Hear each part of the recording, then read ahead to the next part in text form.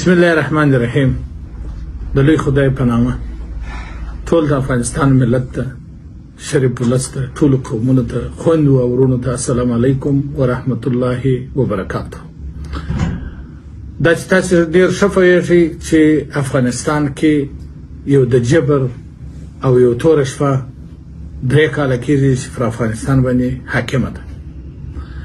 بنان یو کال را په دې خوا موږ سیاسي جریانونو ټول د افغانستان قومونو ټولو پر دې باندې کار وکړي چې یو نوی حکومت، جلاوطني حکومت اعلان کړو.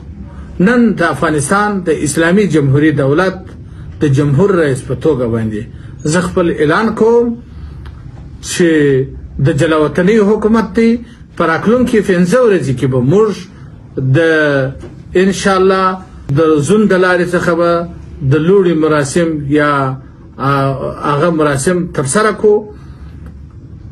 اوس نو دلته خبره ده ولې موږ دا تصمیم ونیوی.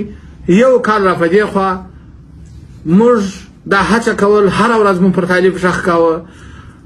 طالب بې له دې ماسه وه چې دوی موږ ته ترسېدلي ووایي 10 میلیونه انسانان راوتلي یو، دوی موږ ته تحقیر او توهین وکړي. دوی هیڅ دلایل نه لري. دوی فقط خپل ځان، خپل شخصي منافع، د مولوي صاحب منافع، د ملا صاحب منافع، نور نه د ملت منافع د دوی سره شته، نه د منطقې منافع د دوی سره شته، او نه د دنیا منافع د دوی سره شته. دوی فقط خپل ځان او خپله کورنۍ لیدلې ده. یو موږ ټولو پر دې باندې تصمیم ونیوی چې باید د دې لپاره نور خپل لاس په کار شو. زموږ خویندې بې تعلیمه پاتې دي، حق یې ځینې اخیستی دي. هر شهروند د افغانستان مساوي حق لري. هر څوک به په افغانستان کې چې ژوند کوي هغه ټول حق مساوي لري. حق تعلیم خوارای ما گرفته به کدام دلیل؟ جهان سرتان صداقه ده، علمای اسلام سرتان صداقه ده، اسلامی مملکت‌ها سرتان صداقه ده، علمای افغانستان سرتان صداقه ده، اقوام افغانستان سرتان صداقه ده.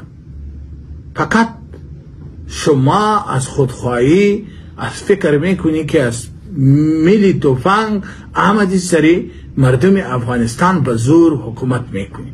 این خواب است، خیال است، جنون است. شما فکر کردی که یعنی مردم کلگی، یعنی تو فکر میکنی که هیچ کس در مقابل ما ایستاد نمیتونه که شما از این نام، از دین اسلام، از نوم دین اسلام، از قرآن غلط استفاده میکنی او غلط استفاده کنی. ولی ما شاید خواهد بودیم که ما حتی زنای ما برای ما جواب بیتا که ما برش بگویم که بیرون نبرایی یا مثلا این کار غیر شرعی است. خواهد بود که برای ما جواب بیتا که شما امر بالمعروف و الامبولاس دی، شما ایتور کشت کردی، ایتور خرابی را کشت کردی.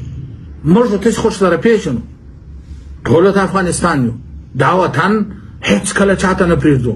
دا چې موږ تاسو ته یو څو عمر ساه درکړه، موږ چې نن به په خبره باندې پوه سو، سره سبا به په خبره باندې پوه سو. نن زه د افغانستان د جمهور رئیس په توګه باندې ټولو افغانانو څخه همکاري غواړم او انشاءالله موږ به د دوی دپاره ډېر ژر یو داسې بستر په نړیواله ټولنه کې او په دنیا کې او په منطقه کې اوار کړو چې زموږ سیاستونه به وکولی شي چې هم د دنیا جلب توجه وکړي، هم د افغانانو جلب توجه وکړي. موږ په قوي توګه باندې، په قوي ټیم باندې، اخوت و عدالت ټیم، دا به انشاءالله ولعزیز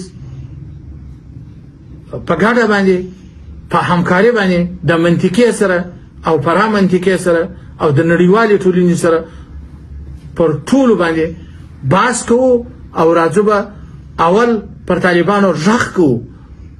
زه غږ در باندې کوم چې د دوحې تړون چې د بین الافغاني مذاکرات شوي، زه د جمهور رئیس په توګه باندې پر تا غږ کوم. زه خپل ټیم ټاکم، پر تا باندې غږ کوم. زما د سولې د کمیسیون سره کښېنه، مذاکرات بین الافغاني شروع کړه. موږ نه غواړو چې په افغانستان کې وینه وبهیږي. موږ هغه پلچک چې خپله جوړ کړی دی موږ هغه انجینر چې خپل روزلی دی نه غواړو چې هغه بچی مړ شي. موږ هغه معلم نه وژنو. موږ هغه سړک و پلچک و هغه د افغانستان دپاره چې مو د نړیوالې ټولنې سره په فکر باندې پیسې راوړي دي په ساده الفاظو ووایم چې دا هم په افغانستان کې مصرف کړي دي او په افغانستان کې مو افغانانو ته یو عادي زمینه د کار یا یو سهولت برابره کړې. موږ دا نه غواړو چې ځینې وایخو. ولې تا د ماښام ډوډۍ د ټولو افغانانو څخه اخیستې ده. د ماښام ډوډۍ ټول افغانان نه لري، یو ملا ډوډۍ لري. او که فکر کوې چې ملایانو صاحبانو موږ څه نشو کولی، دا ستاسې اشتباه ده. زه ډېرې خبرې نور بحث نه درته کوم، دا ستاسې اشتباه ده. تاسې در یو څه وخته پورې چې موږ خپل کابینه او ټول حکومت اعلانوو در یو څه وخته پورې تاسې وخت لرئ. تاسې ته زه وخت درکوم بین الافغاني مذاکرات شروع کړي. اوس نو ټولو افغانانو ته په آخر کې بیا مبارکي وایم، د افغانستان ملت ته مبارکي وایم. انشاءالله سره یو به په راتلونکو څو ورځو کې موږ د لوړي مراسم مخته بیایو انشاءالله خلاصوو یې د خیره سره بعد هغه رسمي کارونه شروع کوو. السلام علیکم ورحمة الله وبرکاته.